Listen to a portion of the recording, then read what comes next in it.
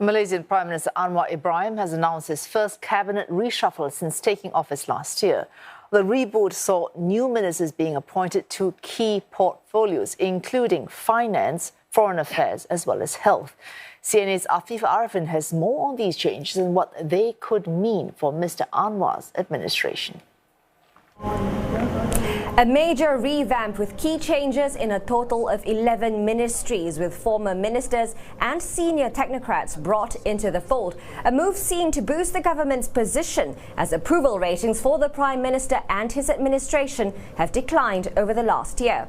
Addressing the media, Prime Minister Anwar Ibrahim said the adjustments were made in line with the government's new goals and priorities for next year. Keadaan juga berubah.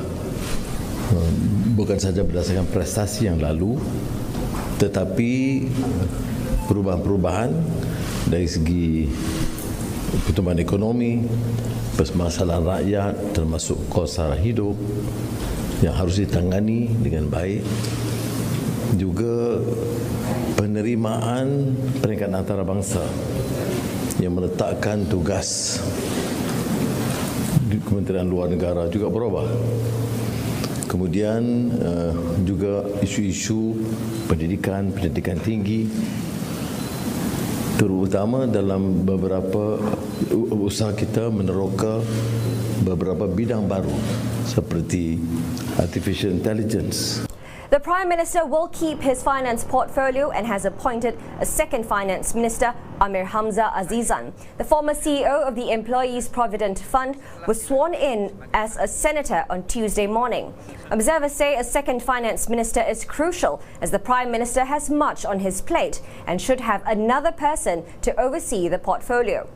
Malaysia's economy faced slower growth this year of some 4% compared to 8.7% the previous year. The government is also battling the rising cost of living, with the ringgit being one of Asia's worst performing currencies this year. Former Defence Minister Muhammad Hassan will take over as Foreign Affairs Minister from Zamri Abdul Qadir, who will move to the Higher Education Ministry. Both are from component party UMNO, which saw two more of its members appointed to the cabinet. In total, UMNO now has 7 ministers, solidifying its position in the Madani government. Two former ministers from the 2018 Pakatan Harapan lineup were also brought back. Dr. Zulkifli Ahmad and Gobind Singh returned to the Health and Digital Ministries once again. Although the size of Prime Minister Anwar's cabinet has increased overall, it's still leaner than the ones formed under the previous administrations. Analysts say the reshuffle required a delicate balancing act, given that the Prime Minister had to appease his unity government's component parties, investors, as well as members of the public. Mr Anwar added that he hopes there will be no further changes to the cabinet lineup until the next general election, should it perform well without any political pressure. Afifah Ariffin, CNA, Kuala Lumpur.